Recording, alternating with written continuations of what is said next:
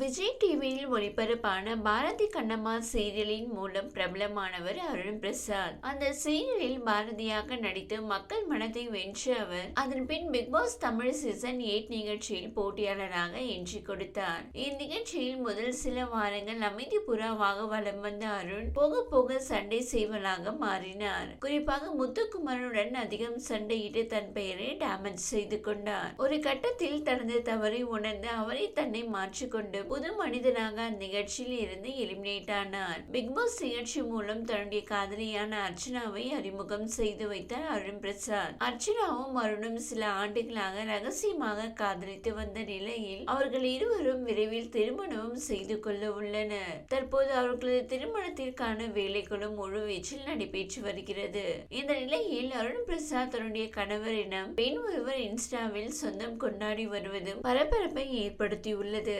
இன்ஸ்டாவில் சுமத்ரா அருண் என்கிற ஐடியில் இருந்து பெண் ஒருவர் அருண் பிரசாத்தின் புகைப்படங்களையும் வீடியோக்களையும் தொடர்ந்து பதிவிட்டு வருகிறார். அதோடு இல்லாமல் அந்த ஐடியின் பயோவில் என் அர்ஜுன் என குறிப்பிட்டு அருணின் ஐடியை டேக் செய்துள்ளார். அது மட்டுமின்றி தாங்கள் 5 வருடமாக காதலித்து வருகிறோம் என்றும் குறிப்பிட்டிருக்கிறார். பின்னர் பாரதியின் கண்ணம்மா என்றும் பெஸ்ட் ஹீரோ 2021 என குறிப்பிட்டும் என்னுடைய கனவு சிங்கக்குட்டி பாண்டா குட்டி என செல்ல பெயர்கள் எல்லாம் வைத்திருக்கிறார். இதற்கு ஒரு படி மேலே போய் அருணின் அம்மாவுக்கு பிறந்தநாள் வாழ்த்து தெரிவித்தும் அத்தை எனவும் குறிப்பிட்டிருக்கிறார். இதுதான் தற்போது ரசிகர்கள் மத்தியில் குழப்பத்தை ஏற்படுத்தியுள்ளது. இந்த பெண்ணின் பதிவுகளை பார்த்த நெட்டிசன்கள் ஒருவேளை அருணுக்கு ஏற்கனவே திருமணமாக்கிவிட்டதா என்கிற கேள்வியையும் எழுப்பி வருகின்றனர். இது மட்டுமின்றி பாரதி கண்ணம்மா சீரியலில் அருணுக்கு ஜோடியாக நடித்த ரோஷினி சுபத்ராவுக்கு பிறந்தநாள் வாழ்த்து தெரிவித்து வீடியோ வெளியிட்டிருக்கிறார். இப்படி சுபத்ராவின் இந்த பதிவுகளால் அவர் அருணின் ரசிகையா அல்லது மனைவியா என்பது தெரியாமல் ரசிகர்கள் குழம்பி போயுள்ளனர். விரைவில் அர்ச்சனாவுடன் அருணுக்கு திருமணம் நடைபெற உள்ள நிலையில் இது போல ஒரு சர்ச்சை கிளம்பியுள்ளதால் அதற்கு அருண் விரைவில் விளக்கம் அளிப்பார் என எதிர்பார்க்கப்படுகிறது.